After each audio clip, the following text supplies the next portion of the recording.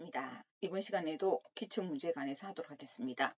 왼쪽 편마비 대상자가 바닥에서 휠체어로 이동할 때 바른 자세는 체위 변경 문제죠.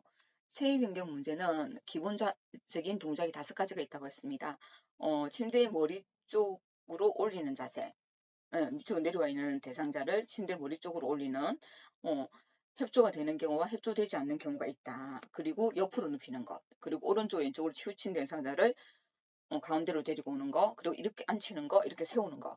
그런 게 기본적인 게 있죠. 그리고 가장 문제가 많이 나오는 건 휠체어의 대상자를 침대로 옮기는 거, 아니면 침대에서 이동 경계로 옮기는 거, 그리고 대상자를 바닥에서 휠체어로 옮기는 거, 휠체어에서 바닥으로 옮기는 거. 이런 것들이 시험에 많이 나온댔습니다. 자, 보면 바닥에서 휠체어로 이동할 때 바른 자세는 제일 먼저 우리는 신체 정렬이라고 했습니다. 신체 정렬이라는 건 다치지 않게 하기 위해서 안정된 자세를 먼저 잡는다고 말씀드렸죠. 그래서 대상자를 만약에 침대 머리 쪽으로 옮긴다 이러면 대상자를 양팔을 가슴에 포갠다, 아니면 양발을 가지런히 모은다, 아니면 양발을 무릎을 세우고 발바닥 전체를 침대 바닥에 닿게 한다. 이런 자세를 취하는 게 신체 정렬인데요. 휠체어를 사용할 때 신체 정렬을 어떻게 생각하냐면, 휠체어는 무조건 발 받침대를 잠그고 휠체어의 잠금 장치를 잠그고 발 받침대를 접는다. 이것이 신체 정렬이라고 생각하시면 돼요. 그리고 휠체어 위치가 중요한데요. 휠체어 위치는 항상 대상자의 건강한 쪽에 비스듬히, 아니면 건강한 쪽에 30에서 45도로 놓는다. 아니면 환자가 완전 사지마비, 완전히 사용을 못하는 경우에는 바짝 붙어서 나란히 놓는다. 이런 게 있었어요. 이 대상자는 지금 편마비 대상자이기 때문에 오른쪽에 건강한 쪽이 사용할 수 있게끔 비스듬히 30에서 45도로 놓는다. 이게 중요하겠죠. 그래서 휠체어를 건강한 쪽에 비스듬히 바퀴를 교정하고 발 받침대를 접어서 놓는다. 이게 중요한 포인트입니다. 그래서 그림에 보시면 건강한 쪽으로 해서 휠체어를 놓고 잠금 장치를 잠그고 발 받침대를 접어서 휠체어를 놓습니다. 자, 대상자를 무릎을 꿇고 건강한 손으로 휠체어를 잡게 한다. 선생님, 바닥에서 휠체어를 올 때는 대상자가 건강한 손으로 휠체어를 먼저 잡는다가 먼저입니다. 그리고 나서 어떻게 하냐면, 요양보호사는 수급자의 불편한 쪽에 어깨와 허리를 지지한다. 그리고 대상자는 엉덩이를 들고 허리를 편다. 그리고 나서 건강한 쪽 무릎을 세운다. 그리고 건강한 다리를 축으로 몸을 들려 휠체어에 앉는다. 그래서 지금 바닥에서 휠체어로 앉는 게 주목적이기 때문에 마지막에는 뭐다? 건강한 다리를 축으로 몸을 들려서 휠체어에 앉는다. 이렇게 되는데, 그래도 우리는 뭐다? 마지막에 휠체어에 앉고 나면 발 받침대를 펴서 양발을 받침대에 올려놓는다. 그러면서 발 받침대 높이를 무릎이 90도가 되게끔 조절을 해줘야 된다. 발 받침대 높이를 조절하면 되겠죠. 그리고 나서 우리는 옆에 잠금장치 잠겨있는지 무조건 확인하셔야 돼요. 다시 대상자가 수급자가 건강한 손으로 휠체어를 잡고 무릎을 꿇는 상태에서 무릎을 대고 건강한 손으로 휠체어를 잡게 한다. 어깨와 허리를 지지하게 한다. 엉덩이를 들어 허리를 펴게 한다. 건강한 쪽 무릎을 세워 몸을 지탱하게 하죠. 그리고 나서 건강한 쪽 다리를 지지해서 돌려서 앉게끔 한다. 됐습니까? 그래서 우리는 바닥에서 휠체어에 앉을 때는 건강한 손이 먼저 휠체어를 잡고, 그리고 요양보호사가 어깨와 허리를 지지하고, 그 다음에 건강한 쪽 다리를 세워서 그 다리를 축으로 해서 돌려 앉는다. 여기에 포인트가 있습니다. 휠체어에서 바닥으로 이동하는 건 금방 바닥에서 휠체어로 가는 건 반대로, 휠체어에서 바닥으로 이동할 때는 먼저 요양보호사가 마비된 쪽에서 어깨와 몸통을 지지하는 게 중요합니다. 그리고 나서 건강한 쪽 발을 뻗어서 바닥을 짚게 합니다. 자, 선생님 보세요. 대상자가 먼저 건강한 쪽 손으로 바닥을 짚고 내려와 버리면 요양보호사가 뒤에 어깨와 몸통을 지지해 버리잖아요. 그러면 환자는 앞으로 쏠리게 되죠. 넘어집니다. 그래서 우리는 요양보호사가 먼저 마비도 쪽에 어깨와 몸통을 지지하고 나면 수급자는 건강한 쪽을 뻗어서 바닥을 짚는 거죠. 그래서 건강한 쪽 다리에 힘을 주어서 바닥을 내리앉는 거죠. 근데 그동안에 뭐다? 요양보호사는 대상자가 이동할 때 상체를 지지해 줘야 되는 거죠. 그래서 상체를 지지해서 앞으로 쏠리지 않게 해야 된다. 마비된 쪽 다리에 힘을 주어 바닥을 내려앉는 동안에 대상자 상체를 지지하자. 대상자의 건강한 다리에 힘을 주어 바닥을 내려앉게 하고 대상자가 이동하는 동안 상체를 지지하자. 자, 주의사항 요거 잘 읽어보시기 바랍니다. 교과서에 제가 캡처를 해가 온 부분입니다. 자, 이 부분을 좀 더 주의 있게 봐주시기 바랍니다. 건강한 쪽 발을 뻗어 바닥을 짚게 하자. 건강한 쪽 다리에 힘을 주어 내려앉게 하자. 그동안에 우리는 대상자의 상체를 지지해주자. 자, 이 부분에 더 신경 써서 봐주시기 바랍니다. 녹내장 대상자가 행동 교정이 필요한 경우는 자, 선생님, 행동 교정이 필요하다. 이건 옳지 않은 행동을 고르는 문제입니다. 그래서 정답은 윗몸 일으키기 운동을 한다. 이게 정답이거든요. 근데 우리 선생님들 헷갈렸던 게 뭐냐면 좋지 않은 걸 골라야 되는데 문제가 원체 요양보호사 문제는 옳은 것은 여기에 익숙해져 있다 보니까 솔직히 행동 교정이 필요한 경우는 이거는 옳지 않은 걸 고르는 거거든요. 그러다 보니까 우리 선생님들이 많이 헷갈렸던 것 같아요. 그래서 너무 옳은 것은 이거에 익숙해 있으시다 보니까 지금 이 문제 같은 경우는 옳지 않은 걸 골라야 되는 문제였거든요. 그래서 아마 5가지 보기 중에 4가지는 옳은 것들이 있지 않았나. 여기에 아마 제 생각에는 두 눈 모두 정기검진을 받는다. 이런 게 있었을 거예요. 네, 그래서 우리 선생님들이 이 문제가 너무 헷갈렸다. 아는 건데 뻔한 답인데 행동 교정이 필요하다. 예. 근데 다시 생각해 보니까 5가지 보기 중에 옳지 않은 행동이 정답이었다. 이렇게 얘기하셨단 말이에요. 그래서 윗몸 일으키게 하는 건 좋지 않죠. 그럼 녹내장은 뭐냐? 자, 녹색, 산이 올라간다, 안압이 올라간다. 제가 그렇게 말씀드렸죠. 안압이 상승되어 시신경이 손상됐다. 근데 이 시신경이 손상되어 나중에 어떻게 된다? 안구 통증이 동반되면서 실명까지 이를 수 있다. 시력이 약해지면서. 그래서 산에 올라가니까 땀이 난다. 눈에 이물감이 있다. 좁은 시야. 앞이 안 보인다. 부옇게 혼탁한 각막. 그래서 색깔 변화 인식이 어려워지면서 어두움에 적응장애가 생기면서 눈에 통증이 오고 산에 올라가니까 구토 구역질이 나고 심하니까 실명이 된다. 자, 이런 얘기 했단 말이에요. 산에 올라간다. 안압이 올라간다. 산에 올라간 땀이 난다. 눈에 이물감. 그래서 앞이 잘 안 보인다. 좁은 시야. 맞죠? 그래서 산에 올라가니까 눈이 아프다. 심한 통증, 토할 것 같다. 구토. 그 다음에 머리가 아프다. 두통. 그러면서 심하면 실명. 그 다음 색깔 변화 인식 어려움, 어두움, 적응장애. 자, 이렇게 제가 외우자. 부엽게 혼탁한 각막이다. 녹내장가 완전히 치료되는 방법은 없다. 그래서 뭐다? 조기에 발견하자. 정상 안압을 유지하면서 시력이 악화를 막거나 늦출 수 있다. 어두운 곳에서 책을 보거나 일하지 않고 가로를 피하면 규칙적인 생활을 하자. 선생님 눈이 너무 필요하거나 안경을 써도 너무 얼마 안 가서 맞지 않거나 머리가 아프거나 눈에 통증이 있는 경우 눈이 침침하고 잘 안 보이는 경우에는 안과 검진을 받자고 말씀드렸습니다. 자, 녹내장 대상자의 일상생활 주의사항. 자, 이것은 제가 선생님이 유심히 보자고 말씀드렸죠. 자, 천천히 볼까요? 몸이 편한 복장을 한다. 담배를 끊는다. 술은 한두 잔 정도로 줄인다. 머리가 피록 몰리는 자세, 물구나무서기성이나 복압이 올라가는 운동, 윗몸 일으키기 등은 안압을 올릴 수 있으므로 피한다. 고개를 숙인 자세에서 장시간 독서하거나 자극한 것을 피한다. 마음을 편안하게 하고 흥분하지 않는다. 기온 변화에 유의한다. 녹내장은 추운 겨울이나 무더운 여름에 발작하기 쉽다. 선생님 이거 중요하다 했죠. 한눈에 녹내장이 생기면 다른 눈에도 발생할 가능성이 많으므로 두 눈 모두 정기 검사를 받는다. 예, 그래서 아마 행동 교정이 필요하다 이렇게 말씀드린 건 아마 털린 걸 고르는 거였기 때문에 선생님 맞죠? 그래서 문제를 잘 읽으셔야 된다 이렇게 말씀드렸습니다. 대상자의 주거 환경을 쾌적하게 관리하는 방법은 2~3시간마다 환기를 해준다. 선생님 환기가 굉장히 중요하죠.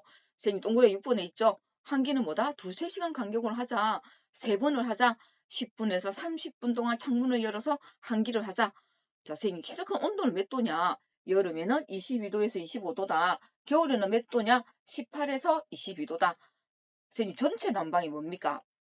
국소 난방은 뭐냐면 선생님, 이런 거예요. 우리 난방을 전체적으로 하지 않고 전기장판만 켠다. 그래서 우리가 바닥은 뜨끈뜨끈한 데 있잖아요. 위에는 입김이 나는 이런 거. 그리고 우리 그거 있잖아요. 열 나오는 그 열히터 같은 거. 그래서 앞에만 있으면 따뜻하고 주위는 추운 거.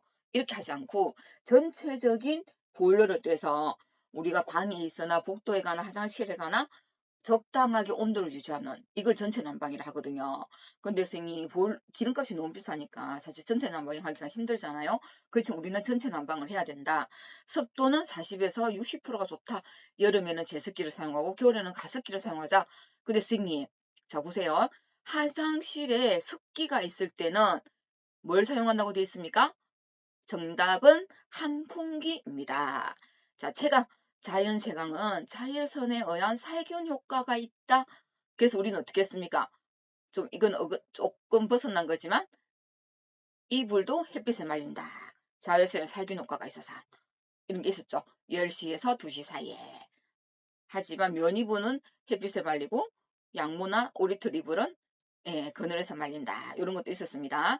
직사광선은 좋지 않아요. 그래서 커튼이나 블라인드 등을 사용해서 막자. 조명은 밝게 하자. 야간에는 화장실, 계단, 복도 등에 조명을 켜둔다. 왜 켜둡니까? 어르신들은 밤눈이 어두워서 다칠 수 있다. 그래서 항상 우리는 조명은 밝게, 야간에는 화장실, 계단, 복도 등에 조명을 켜두자. 그래서 너무 밝지 않게 한다. 이렇게 표현이 돼 있지 불을 끈다고 되어 있지 않다. 소음이 지나치면 정서적 불안, 수면 방해가 되므로 주의한다. 선생님, 석양증후군 치매 환자. 자, 불을 끄지 않고 커튼을 친다. 하지만 TV를 켜둔다. 하지만 너무 크게 틀지 않는다. 왜? 너무 크게 틀면 그 소리 때문에 환자가 더 불안할 수 있죠. 전쟁 났다고 생각할 수도 있고 본인한테 공격적이라고 생각할 수도 있단 말이에요. 환기는 하루에 2~3시간 간격으로 3번 10분에서 30분 동안 창문을 열어 환기한다. 그래서 코로나 이후로 환기는 더 문제에 많이 등장을 하고 있죠. 2~3시간마다 환기를 해준다. 자, 요거 중요합니다. 그리고 환기도 있잖아요, 선생님. 직접 환기는 뭐냐면 막 머리가 날릴 정도로 머리 쪽에 문을 열어주는 건데 우리는 직접 환기가 아니고 간접 환기다. 발 쪽에서 문을 열어서 간접적으로 바람이 왔다 갔다 하게 해야 된다. 그래서 직접 환기가 아니고 간접 환기도 기억하셔야 됩니다. 자, 의식이 없는 경관영양 대상자를 돕는 방법은 비위관이 잘 고정되어 있는지 확인한다. 그래서 쓰니 코에 이거는 비위관은 뭐냐? 비위관, 경관영양, 코비죠. 그래서 코를 통해서 자 넣어서 위까지 들어가는 거라 코에 테이프를 붙이면 주는 걸 말이에요. 그래서 길이가 60cm다. 그럼 60cm가 항상 붙여져 있는지 확인하고 우리는 영양을 줘야 된다. 경관영양을 하는 경우는 언제다? 의식이 없는 혼수 상태이다. 그 삼키기 힘들다. 이거는 뭐다? 연화장애. 그러니까 우리는 비관으로 주는 거죠.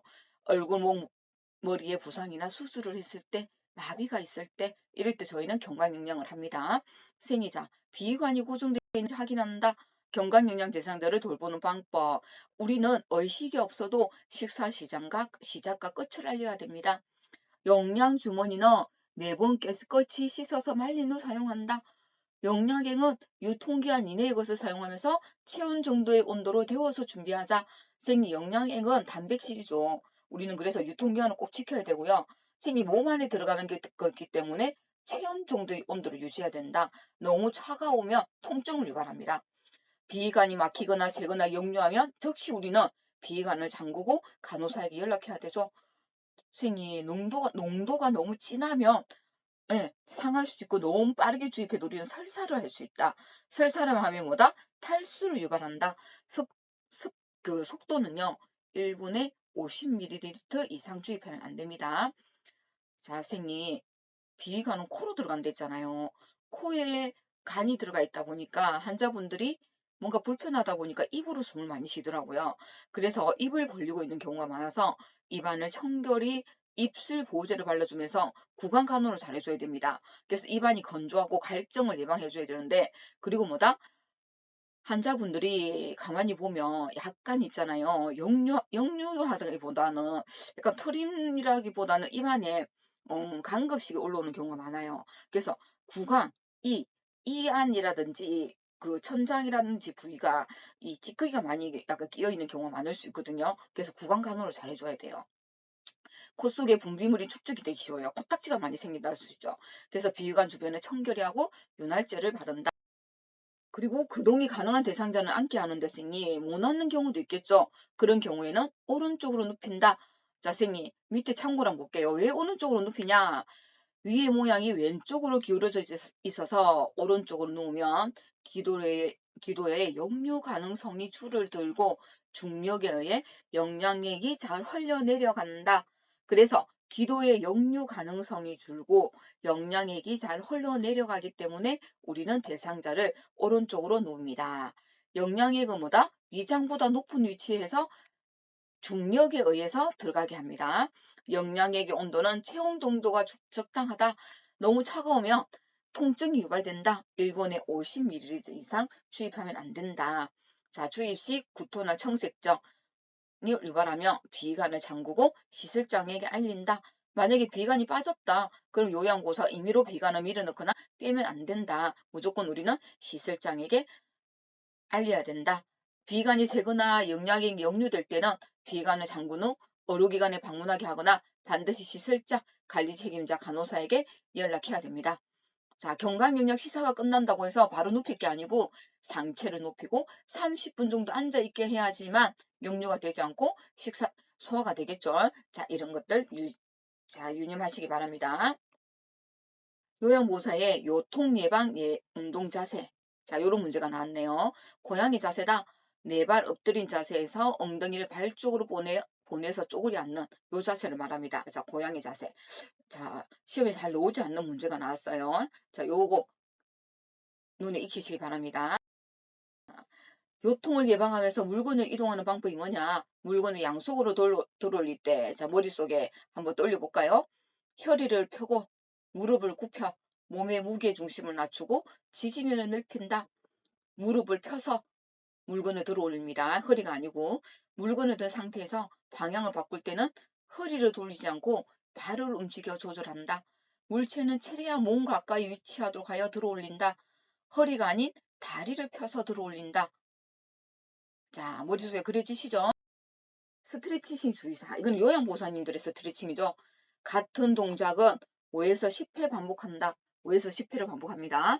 동작과 동작 사이에는 몇 초로 쉰다고요? 5에서 10초로 쉰다. 천천히 안정되게 한다.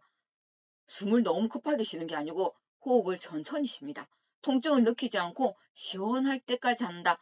통증은 근육의 긴장과 부상을 초래할 수 있죠. 스트레칭의 자세를 몇 초 유지한다? 5에서 15초 유지한다. 10에서 15초. 한 동작은 5에서 10회를 반복하고요. 동작 사이사이는 5에서 10초를 쉬고요. 한 동작을 10에서 15초를 유지한다는 거죠.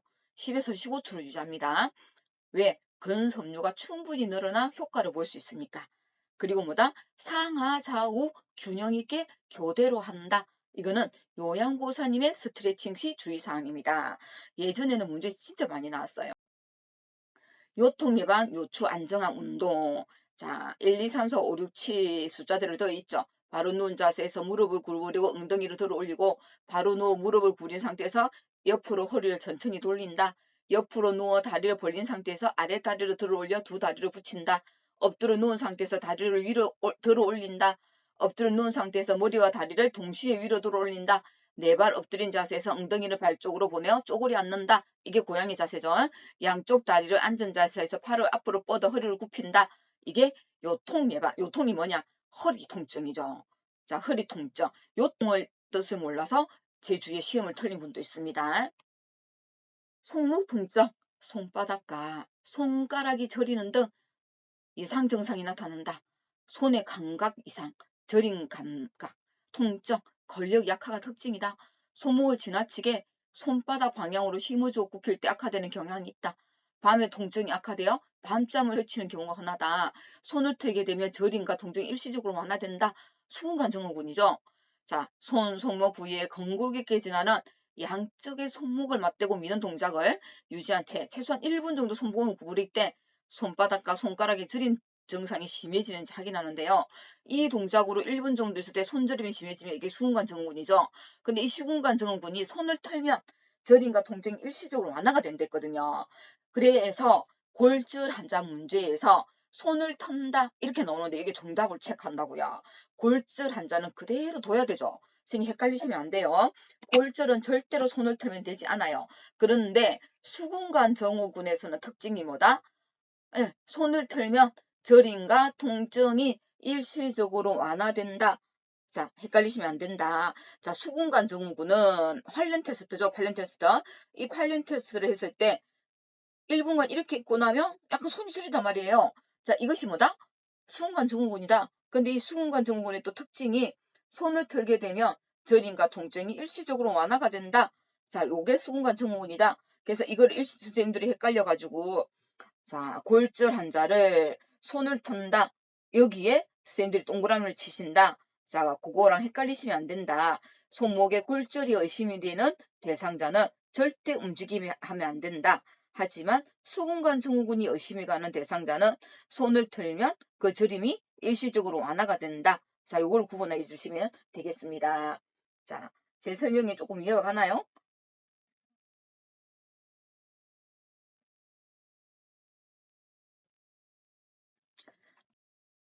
대상자의 발 관리로 옳은 것은 선생님 아마 당뇨병 환자 대상자였는지 발 관리가 나왔는데요. 예전에는 발 관리에서는 뭐 손톱은 둥글게 발톱은 일자로 이게 중요하게 나왔고 따뜻한 물에 손과 발을 10분에서 15분간 담근다. 왜 담그냐? 혈액순환을 촉진하고 이물질을 쉽게 제거한다. 이게 나왔단 말이에요. 근데 이제는 생뚱맞게 뭐가 나왔다? 보습 있는 비누로 식힌다. 이게 나왔어요. 그래서 우리 선생님들이 안 배운 게 나왔다. 왜? 보습 있는 비누, 보습 기능이 있는 비누? 이게 나왔는데 교과서에 있어요. 보습을 고려한 클렌저나 비누를 선택해라. 보습을 고려한 이 부분이 있거든요. 예, 어르신들이 건조하다. 그래서 우리는 비누를 보습을 고려한 클렌저나 비누를 선택해라.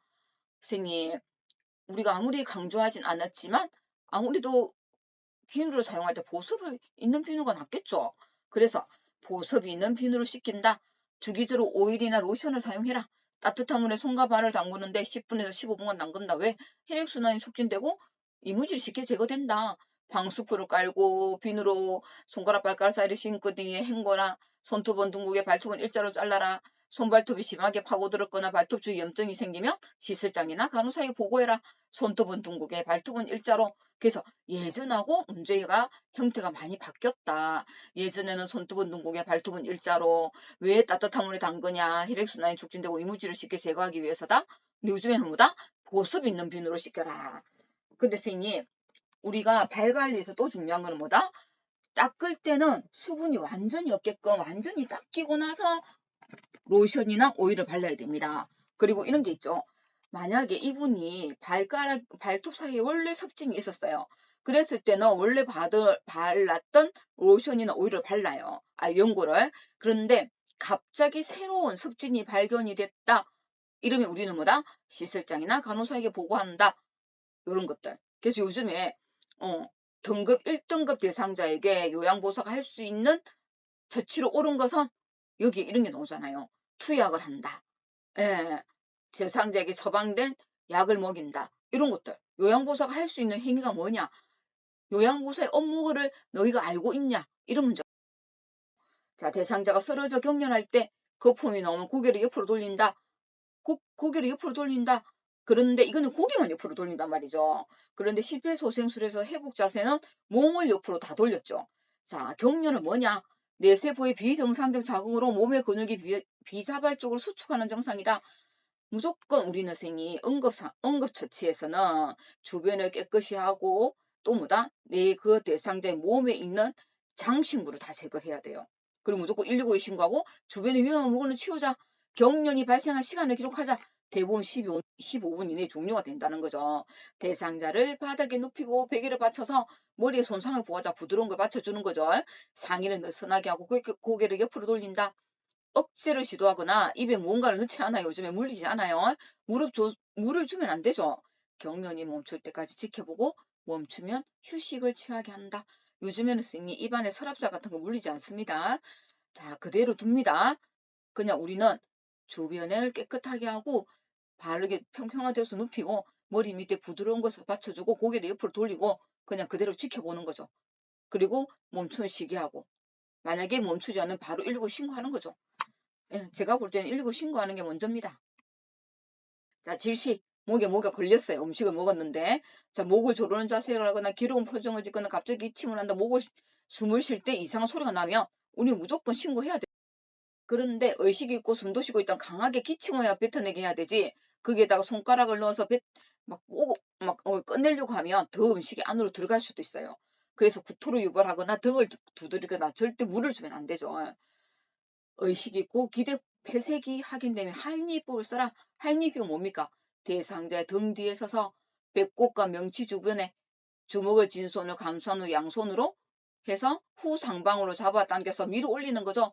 한 번에 이물질이 빠지지 않으면 반복해서 해서 의식이 없으면 바닥에 눕히고 119에 신고한 후 심폐소생술을 실시해라. 자, 할미법 후상방으로 힘차게 밀어 올리는 거죠. 자, 배꼽과 명치 중간에 주먹을 쥐어서 후상방으로 위로 올리는 겁니다. 자, 급성저혈압, 저혈압은 출혈, 신경경색, 시방 감염증에서 발생하죠. 저혈압은 90에서 60 이하죠. 맥박은 100회 이상이다. 119에 신고하고 천장을 바라보게 해라. 입에서 혈액 토사물이 너무 고개를 옆으로 돌려라. 머리 쪽으로, 다리 쪽으로 올려줘야 된단 말이야. 다리 쪽을. 그래서 다리를 이불 등을 받쳐서 30cm 정도 올려라.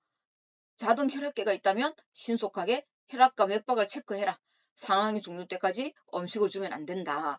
자, 선생님이 저혈압은 뭐냐면 팽팽하게 눕히고 혹시나 음식을 토할 수 있으니까 고개를 옆으로 하고 다리 쪽으로 올려주는데 이불로 30cm 올리고 자동 혈압계가 있으면 빨리 혈압과 맥박을 체크하고 물을 주면 안 되고 하지만 이거는 뭐다 다리를 올려주는 이유가 심장과 뇌로 혈액을 증가시키기 위해서다.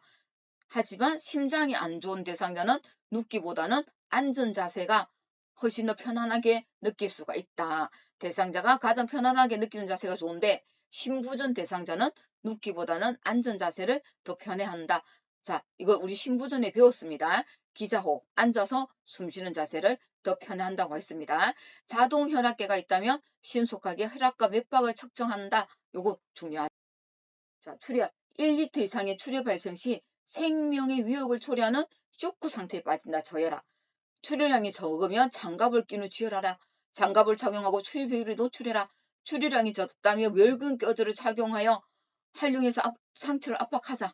출혈량이 너무 많다면 깨끗한 수건, 옷 등을 활용하여 상처를 압박하자. 출혈이 멈추거나 119 구급대원이 올 때까지 출혈 부위를 누른다. 출혈이 너무 많으면 두 번째 패드를 덧대는데 첫 번째 패드를 제거하지 않고 거기에 덧대서 압박하자.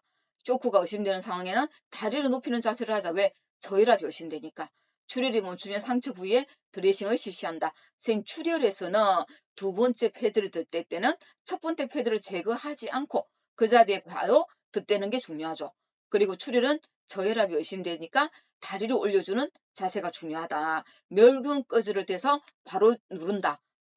장갑을 끼고 자, 이런 게 중요합니다.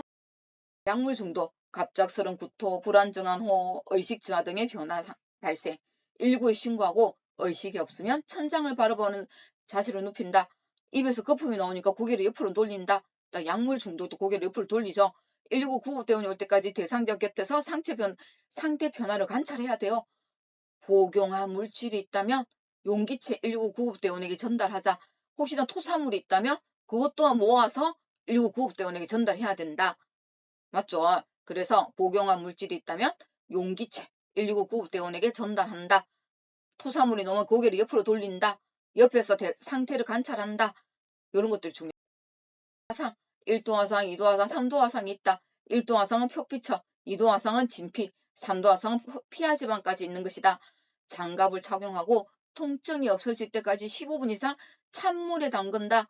화상 부위에 얼음이나 얼음물이 직접 되지 않는다. 화상 부위의 반지, 팔찌, 귀고리 등은 신속하게 벗겨낸다. 경미한 화상은 멸균 드레싱을 실시한다. 화상의 심한 정도가 파악하기 어려울 때는 병원 진료를 받는다. 선생님, 화상은요.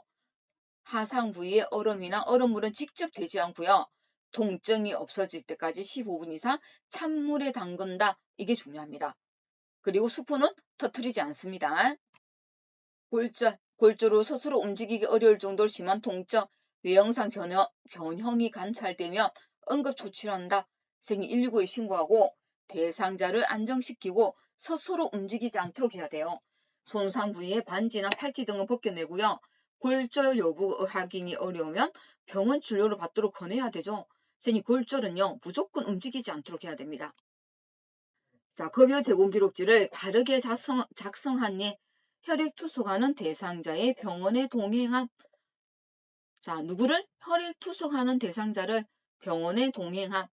이거는 자, 다시 볼까요? 사실 그대로 기록하자. 객관적으로 주관적인 생각이나 의견은 넣으면 안 된다. 육하 원칙으로 기록하자. 누가 언제 어디서 무엇을 어떻게 왜 하였는지. 서비스의 과정과 결과를 정확하게 하자. 서비스 중심으로 기록하자. 미루지 않고 그때그때 신속하게 작성해야 됩니다. 공식화된 용어를 사용해야 되죠. 사투리, 맞춤법에 어긋나는 표현을 사용하면 안 됩니다. 간단 명료하게 기록하자. 장황하고 오해적인 표현을 사용하면 안 되죠. 기록자를 명확하게 해야 됩니다. 요즘에는 선생님이 무조건 서명, 자, 이름 제작 그대로 써야 됩니다. 애매한 표현은 피하고 구체적으로 하자. 많이, 오래전, 오랜만에, 심하다 이런 표현 아니랬죠. 오전 10시에 바나나 한 개를 다 먹음 이런 표현이 적절하다 했습니다. 자, 요양보호 기록 시 주의사항. 개인정보를 보호하자. 기록은 잠금장치가 되어 있는 장소에 보관한다. 비밀 유지, 업무상 알게 된 정보가 외부에 누출되지 않도록 해야 되죠. 사생활 존중을 해야 됩니다. 대상자에 관한 정보 시 반드시 대상자의 동의를 받아야 됩니다. 업무 보고의 중요성이 뭐냐? 요양보호사의 질을 높일 수 있습니다. 사고나 문제 발생 시 신속하게 보고 지시해 받고 대처해야 됩니다. 타 전문진과의 업무 협조 및 업무 소통을 원활하게 합니다. 사고에 신속하게 대응 및 피해가 최소화될 수 있습니다. 업무 보고의 시기는 언제입니까? 자, 첫 번째는 대상자의 상태의 변화가 있을 때 우리는 보고를 해야 되죠. 서비스의 추가 및 변경 시, 그 다음 새로운 정보를 파악했을 때, 새로운 업무 방법을 찾았을 때, 업무를 잘못 수행했을 때, 사고가 발생했을 때 우리는 업무를 보고해야 되죠. 선생님, 업무 보고 형식에는요, 구두 보고가 있고 서면 보고가 있습니다. 구두 보고는 언제 하죠? 상황이 급하거나 사안이 가벼울 때 하지만 자, 구두보고의 장점, 단점이 있죠. 자, 장점은 구두보고는 신속하게 보고할 수 있습니다. 하지만 단점은 정확한 기록을 남길 수가 없죠. 그래서 우리는 서면 보고를 하죠. 서면 보고는 내용이 복잡하거나 숫자 지표가 필요할 때 정확한 보고나 자료를 보존할 때 우리는 서면 보고를 하죠. 그래서 서면 보고는 정확한 기록을 남길 수 있는 장점이 있지만 또 단점은 뭐죠? 신속하게 보고를 할 수 없다. 그래서 우리는 상황이 급하거나 사안이 가벼울 때는 구두 보고를 하고 자, 구두 보고를 한 후 우리는 또 서면 보고를 합니다. 노인의 성생활 문제에 대한 설명으로 옳은 것은 퇴행성 관절염 대상자의 관절 통증은 성생활에 방해가 된다. 이것이 정답이었죠. 자, 여성 노인은 호르몬과 관련된 변화를 경험하죠. 그래서 에스트로겐 분비가 감소되어 질 조직이 얇아지고 탄력성이 약해지며 분비물이 감소합니다. 남성 노인은 성적 장응에 반응이 지연된다. 배우자 중 한 사람이나 부부 모두가 질병이 있을 때 성기능 감소가 나타납니다. 노인이 복용 중인 질병치료제가 정상적인 성활동을 방해할 수 있습니다. 당뇨병 노인은 발기부전을 경험할 수 있습니다. 이거 중요하죠. 관절염 대상자의 통증은 성적 활동에 방해가 된다. 통증을 완화하기 위한 항명증성 약물도 성적 욕구를 감소시킬 수 있다. 생리 5번, 6번 중요합니다. 심장질환을 가진 모든 노인에게 정교시 심장마비가 오는 것은 아니지만 심장마비를 경험한 노인은 주치의와 상의해야 한다. 성생활은 뇌졸중 재발과 관련이 없으므로 뇌졸중 노인의 성생활을 말고 필요는 없다. 체위 변화에 도움이 되는 기구로 치약점을 보완할 수 있다. 이거 중요하죠. 자궁저출수가 유방절제술을 한 여성 노인은 스스로 덜 여자 같다고 느끼거나 그렇게 보일까봐 두려움을 느끼지만 실제 성기능이 변화되지는 않는다. 전리선 절제술은 발기하는 데 문제를 유발하지 않는다. 과도한 알코올 섭취는 여성에게 오르가즘 지연, 남성에게 발기 지연이 나타난다. 강심제, 이뇨제, 항고혈압제, 신경안정제, 항진정제 등은 성 문제를 유발할 수 있다. 투여 약물 변경 등은 문제를 해결하는 데 도움이 된다. 일부 항파키슨 약물 치료제는 성적 욕구를 높여주지만 성생활 수행 능력까지 반드시 높여주는 것은 아니다. 선생님, 요즘 노인의 성생활 문제는 굉장히 이슈가 되고 있다고 했습니다. 치매 대상자의 수면을 방해하는 행동은 저녁 식사 후 녹차를 마신다. 선생님, 자, 노인들의 수면 굉장히 중요하겠죠. 그럼 노인의 수면 문제는 뭐냐? 수면 중에 자주 깬다, 수면량이 줄어든다, 잠들기까지 시간이 오래 걸린다, 낮 시간 동안 졸림증이 많아진다. 이게 수면의 문제랬습니다. 그럼 우리는 어떻게 관리를 해줄 거냐? 매일 아침 일정한 시간에 일어나게 하자. 커피 등 카페인이 함유된 음료를 줄이거나 오후에는 검하게 하자. 자, 카페인이 함유된 음료에는 뭐가 있냐? 녹차, 홍차, 자, 커피. 자, 녹차, 홍차 기억하시기 바랍니다. 검주, 검연을 하자. 가식을 하며 숙면이 어려우므로 저녁에 가식하지 않는다. 공복감으로 잠이 안 오는 경우에는 따뜻한 우유 등을 마신다. 편한 잠옷을 입고 잔다. 침실의 온도와 소음 조절, 적합한 친구 마련 등으로 잠자리를 편안하게 한다. 취침 시간이 길면 오히려 불면증이 올 수 있어 일정한 시간에 잠자리에 든다. 늦게까지 텔레비전을 신청하는 등 지나치게 집중하는 일을 하지 않는다. 함께 자는 사람이 코를 고거나 수면에 방해가 될 정도로 뒤척임이 심하면 수면 문제가 해결될 때까지 다른 방을 사용한다. 수면제나 진정제를 장기 복용하지 않는다. 매일 규칙적으로 적절한 양의 운동을 한다. 밤잠을 설치게 되므로 낮잠을 자지 않는다. 자, 요렇게 수면 관리를 해줍니다. 대상자가 부끄러워 해용보시키를 거부하는 경우 정용 수건을 들여 스스로 닦을 수 있도록 한다. 자, 선생님 프라이버시와 관련돼 있거든요. 그래서 전용 수건을 들여 스스로 닦을 수 있도록 한다. 중요합니다. 자, 커튼을 칩니다. 프라이버시 보호를 위해서. 자, 손소독제를 사용 후 일회용 장갑을 착용합니다. 누워서 무릎을 세우고 목욕 담요를 말루무꼴로 펴서 아랫땅 끝을 다리 안쪽으로 감고 가운데 아랫부분은 해운부로 덮습니다. 자, 이거 그림 기억하시기 바랍니다. 해운부 닦는 순서는 요도질 항문이다. 앞쪽에서 뒤쪽으로 한다.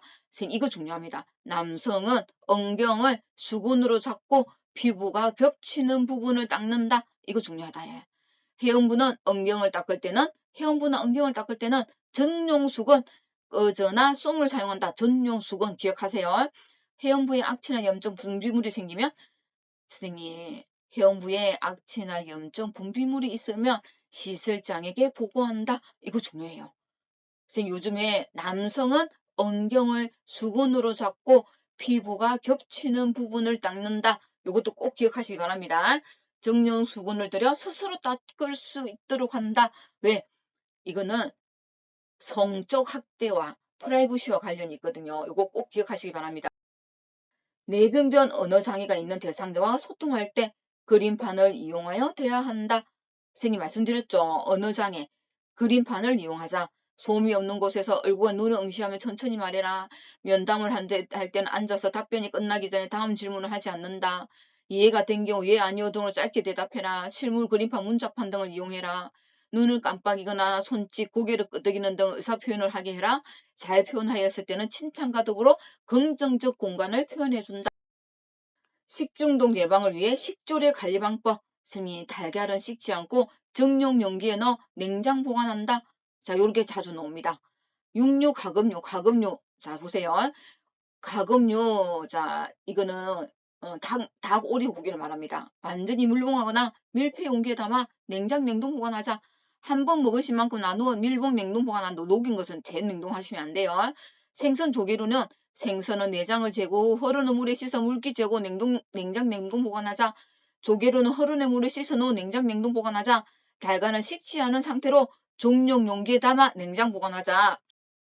채소류는 냉장 보관 시 흙, 이물질 등을 제거한 후 밀폐 용기에 담아 보관하자. 씻은 채소는 물기 제거 후 밀봉하여 냉장 보관하자.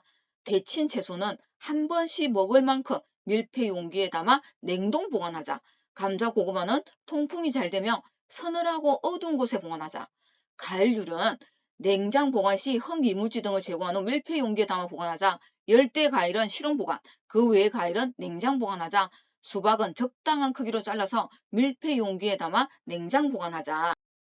두부는 찬물에 담가서 냉장 보관한다. 선생님, 두부 문제 나왔어요. 두부는 찬물에 담가 냉장 보관한다. 이거 중요합니다.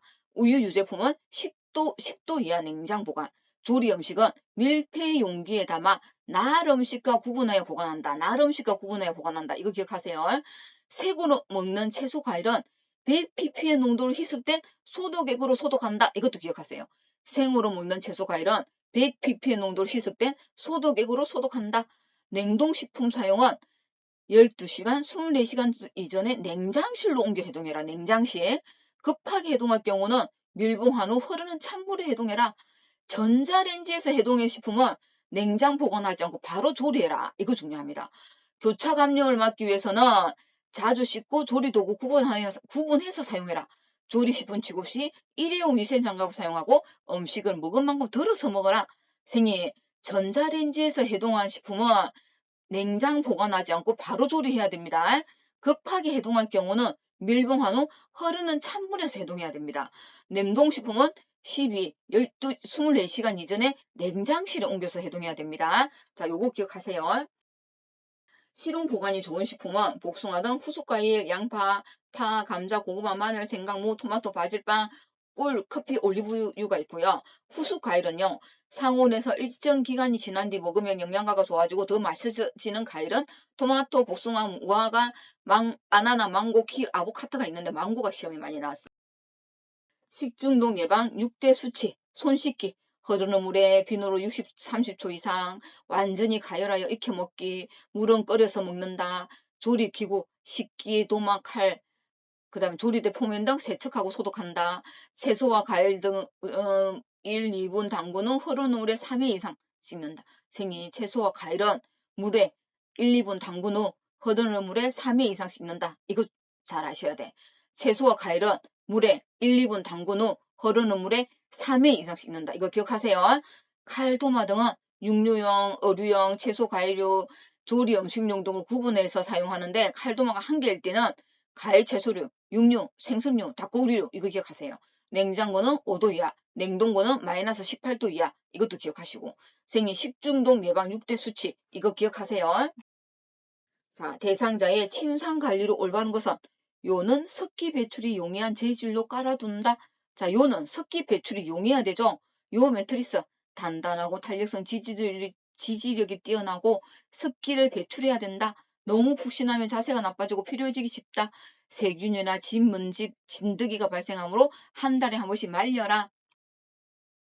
자, 린넨유 시트 베개 카바는 어떻게 되냐? 소재가 두껍고 풀어먹이거나 제공성이 있는 것은 피해라. 튼튼하고 흡수성 좋고 옅은 색의 면으로 선택해라. 3, 5일에 한 번 정도 세탁해서 햇빛에 말려라. 침구는 팽팽하게 퍼주고 더러워진 시트는 수시로 교환해라. 이불은 따뜻하고 가볍고 부드러움과 고소성이 있는 것을 선택해라. 햇빛에 말리면 살균과 면이 팽창하여 보온성이 증가한다. 이불 건조는 오전 10시에서 오후 2시가 좋다. 양모 5리터 이불은 그늘에서 말리라. 이불을 걷을 때 가볍게 두드려 솜을 펴줘라. 한 달에 한 번 정도는 세탁을 하고 교체해라. 햇빛에 말리는 게 좋다. 하지만 양모 5리터는 그늘에 말려라. 베개는 습기를 흡수하지 않고 열에 강하며 촉감이 좋은 재질을 해라. 너무 푹신하거나 목침처럼 딱딱한 베개는 좋지 않다. 메밀 껍질이나 식물의 종자로 만들어진 베개가 좋다. 2~3개 정도 준비해서 체입병듯이 신체를 지지해라. 베개는 척추와 머리가 수평이 되는 높이가 좋다. 감염 대상자는 커브만 매일 교환해라. 이거 중요하죠. 자, 사례 회의의 목적은 뭐냐? 서비스 제공 계획의 타당성을 검토하고 서비스 내용을 조정한다. 대상자의 상황과 제공되는 서비스를 점검, 평가하여 대상자 욕구에 맞는 서비스를 제공하기 위한 회의입니다. 제공되는 서비스의 질을 지속적으로 관리하기 위한 것이다. 서비스 제공 계획의 타당성을 검토하여 서비스 내용을 조정하기 위한 목적입니다. 회의는 뭡니까? 요양보호사들이 정보와 경험을 서로 공유하고 장기요양기관이 요양보호사들의 애로사항을 듣기 위해 개최하는 회의입니다. 요양보호사의 업무와 관련된 정보와 업무 준수 사항들을 전달하기 위한 것이죠. 요양보호사로부터 기관 운영, 인사, 복리후생에 대해 의견 및 애로사항을 듣는 것입니다. 사례회의와 월회회의를 구분하시기 바라고요. 사례 관리는 다른 것이죠. 그래서 사례회의와 월회회의와 사례 관리를 구분하시기 바랍니다.